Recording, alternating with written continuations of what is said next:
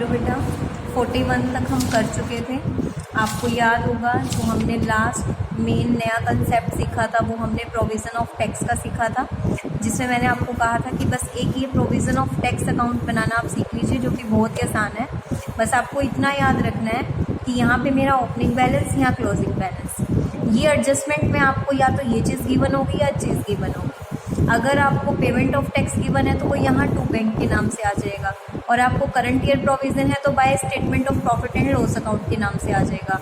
और जो चीज़ नहीं है वो हम कंपेयर करके निकाल लेंगे। सपोज़ अगर आपको ये चीज़ दी हुई थी तो हमने दोनों का टोटल किया, ये बैलेंस आ गया।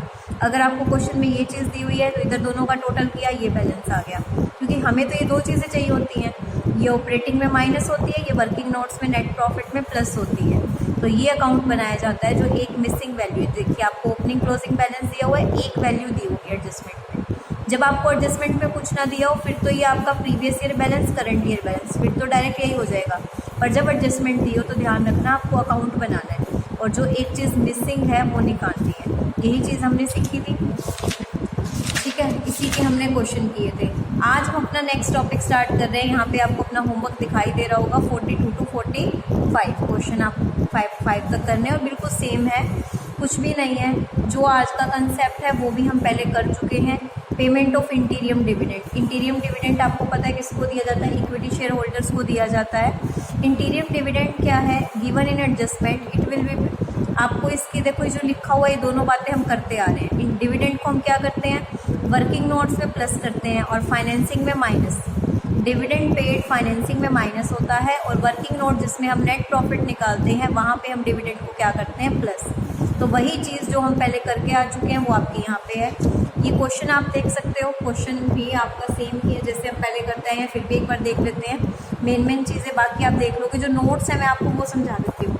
फर्स्ट नोट आपका है रिजर्व एंड सरप्लस से रिलेटेड। रिजर्व एंड सरप्लस में देखिए क्या क्या दिया हुआ है आपको, security premium and profit and loss account. Security premium आपका जाता है फाइनेंसिंग में, क्योंकि वो आपको मिलता है इक्विटी शेयर कैपिटल पे। तो सिक्योरिटी प्रीमियम इंक्रीज हो रहा है तो वो फाइनेंसिंग में प्लस हो जाएगा। प्रॉफिट एंड लॉस का बैलेंस दोनों का माइनस करेंगे, ऑलरेडी माइनस में था, माइनस माइनस प्लस, कितना आ गया 86,000। क्लियर है, फर्स्ट नोट मैंने आपको क्लियर कर दिया। सेकेंड नोट आपका बोरोइंग से रिलेटेड है, 15% बोरोइंग। अब बोरोइंग में खास बात समझने की क्या है, आप देख सकते हो आपने पैसा लिया है, पैसा आया है, ठीक है, आपने लोन लिया है कितने का, 50,000 का। अब जो आपका इंटरेस्ट लगता है वो तो प्रीवियस ईयर पे लगता है, तो मेरी प्रीवियस ईयर की वैल्यू कितनी है, 2 लाख। 2 लाख का 15% इंटरेस्ट कितना आया, 30,000 इंटरेस्ट पेड निकला।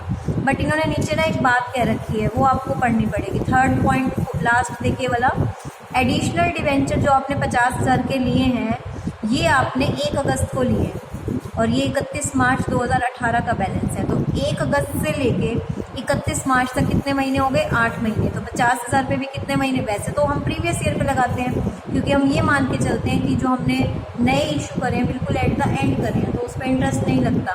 बट इन्होंने स्पेसिफिकली आपको बताया है कि जो 50,000 नए लोन लिए हैं आपने, डिवेंचर इशू करे हैं जो भी आपका, उस पर आपने अगस्त को लिए हैं, अगस्त को डिवेंचर इशू करे हैं तो 8 महीने का इंटरेस्ट इस पर भी लगेगा। 50,000 का 8 महीने का, 30,000 इंटरेस्ट यहाँ से आया था, 5,000 यहाँ से, तो टोटल इंटरेस्ट कितना हुआ, 35,000। ऑपरेटिंग में प्लस, फाइनेंसिंग में माइनस। तो सेकंड वर्किंग नोट भी क्लियर हो गया। थर्ड आपका है शॉर्ट टर्म प्रोविजन से रिलेटेड। शॉर्ट टर्म प्रोविजन में देखिए आपको नीचे दिया हुआ है provision for doubtful debt and provision for repairs. ये दोनों ही ऑपरेटिंग में क्या होंगे, प्लस होंगे, इनके बीच का जो गैप है वो। फिर आपको थर्ड हो गया हमारा, फिर आपका फिक्स्ड एसेट्स है। फिक्स्ड एसेट्स का आप नीचे आ जाइए, एक्यूमुलेटेड डेप्रिसिएशन भी दिया हुआ है तो केस 2 कर लेंगे आप, दोनों का अलग अलग अकाउंट बनेगा। फिर नॉन करेंट इन्वेस्टमेंट है, नॉन करेंट इन्वेस्टमेंट भी आपका वर्किंग नोट में जाएगा, ये केस 1 है।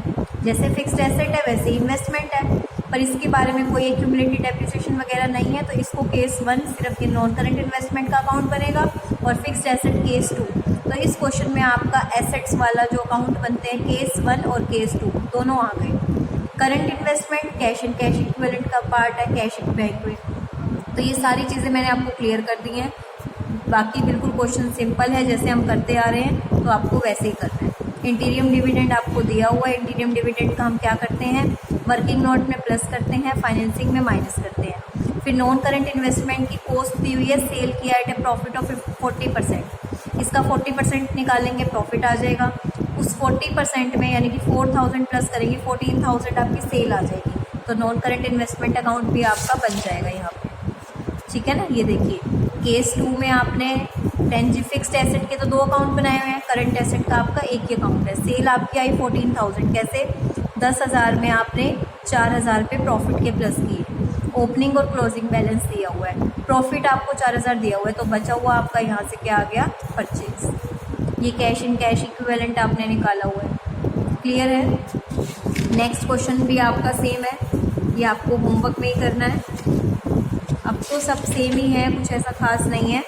44 क्वेश्चन भी आपका होमवर्क में ही है। इसमें इनकम टैक्स वाला है, देखिए इनकम टैक्स का आपको यहाँ पे कुछ भी नहीं दे रखा। शॉर्ट टर्म बोरोइंग्स में अगर हम टूस पे जाएं एडजस्टमेंट पे, तो बैंक ओवरड्राफ्ट है। प्रोविजन फॉर टैक्स के बारे में पूरे क्वेश्चन में कहीं नहीं कह रखा। आपको जब पूरे क्वेश्चन में कुछ ना कह रखा हो तो हम क्या मान के चलते हैं, जो इनकम टैक्स पेड होता है वही हमारा करंट ईयर का क्या होता है, प्रोविज़न। तो इसी को इनकम टैक्स पेड मानेंगे, इसी को प्रोविज़न मानेंगे। यही 5000 दोनों तरफ जाएगा, माइनस भी होगा और ये प्लस भी होगा, वर्किंग नोट और ऑपरेटिंग। ये हम शुरू से ही बात करते आए हैं, जब क्वेश्चन में एक ही इनकम टैक्स दिया हो, मतलब कोई प्रोविज़न भी ना दिया हो बैलेंस शीट में, तब यही हमारा पेमेंट फॉर टैक्स है प्रीवियस, और यही हमारा करंट ईयर का प्रोविज़न है, क्लियर है। उसके बाद 45 क्वेश्चन भी आपका बिल्कुल सेम है, कोई दिक्कत नहीं है। प्लांट एंड मशीनरी का आपको दिया हुआ है, एक्यूमुलेटेड डेप्रिसिएशन नहीं है, तो ये आपका हो गया केस 1, ठीक है। प्रपोज डिविडेंड आपका दिया हुआ है, प्रपोज डिविडेंड हम प्रीवियस ईयर का लेते हैं, इसको नहीं लेंगे, ये आपको पता ही है। फिर 50,000 डेप्रिसिएशन दिया हुआ है, अकाउंट बनेगा आपका, ठीक है। Plant and machinery costing this sold at this, ये डेप्रिसिएशन, ये कॉस्ट है, ठीक है। इसको सोल्ड किया था हमने 60% ऑन द बुक वैल्यू, मतलब बुक वैल्यू पे 60% पे, तो आपको प्रॉफिट हुआ, ठीक है ना। तो प्रॉफिट पे आपने बेचा हुआ है, तो इनके अकाउंट बन जाएंगे, आप अकाउंट देख सकते हो। Opening balance, closing balance, 5000 book value थी, इसके 60% पे बेचा, 60% कितना हो गया, 5000 का 60% 3000, 8000 में ये बिका है। 8000 में बिका, आपको इन्होंने यहाँ पे एक बात कही, एक पीस ऑफ मशीनरी जिसकी कॉस्ट थी 12000, कॉस्ट 12000 थी, पर आज के टाइम पे उसकी बुक वैल्यू 5000 है, तो हम बुक वैल्यू को लेके चलेंगे, क्लियर है। यहाँ पे 5000 में प्लस किया हमने 3000, वो 3000 आपका प्रॉफिट आ गया, बचा हुआ आपकी क्या आ गई, परचेज, क्लियर है। ये हर क्वेश्चन के नीचे आपको बार बार बताने की कोशिश कर रहे हैं कि करंट इन्वेस्टमेंट किसका पार्ट है, कैश एंड कैश इक्विवेलेंट का पार्ट है। तो आपको 45 तक करने हैं, नेक्स्ट में हम 46 से करेंगे। तो ये 4 क्वेश्चन हैं जो आपको सॉल्व करने हैं, कुछ नया नहीं आया था, कुछ डिफरेंट नहीं था, सब कुछ सेम है। कोई भी डाउट लगे तो आप मुझसे पूछ सकते हैं। Thank you. और एक बार ये जो मैंने हाईलाइट करे हुए हैं आप भी अपनी बुक में देख सकते हो, ये इनकम टैक्स का जो नया आया था, ये मैंने आपको करके दिखाया था। अकाउंट बना, बैलेंस आया, ठीक है, और उसकी हमने कहाँ कहाँ पे एंट्री करी है। लास्ट वीडियो थोड़ी ब्लर थी, तब आपको ना दिखाओ शायद, तो अब आप अपनी बुक में अब लिख सकते हो, ये चीज़ें हाईलाइट की हुई जो चीज़ें हैं आपको दिख रही होंगी।